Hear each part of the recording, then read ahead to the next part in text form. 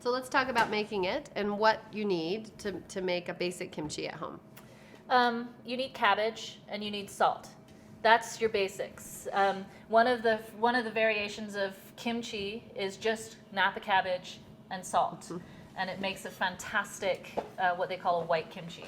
Red is one of my favorite substances. Is chili powder. So adding the chilies and other actually these ingredients are really important about making kimchi the most probiotic version of kraut or sauerkraut or fermented food out there. They are also prebiotic. So a prebiotic is a probiotic food. Yeah.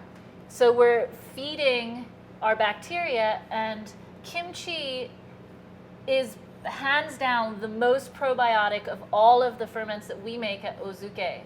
They are the sauerkraut, the pickles, the beets that we make are all behind kimchi in probiotic content, and that reason is because we feed the bacteria.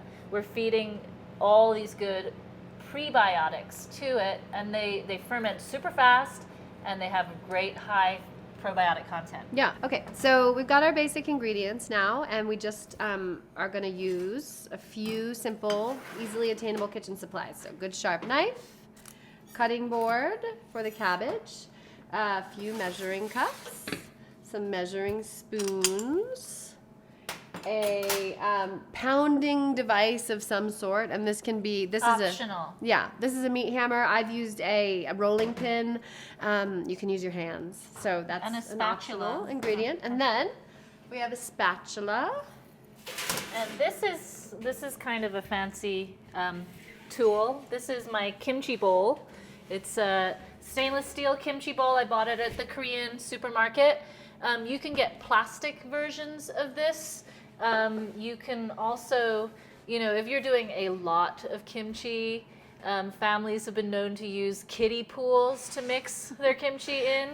Or if you're doing a small amount of kimchi, a large mixing bowl will do the trick too. Okay, so mixing bowl of some sort, and then food processor.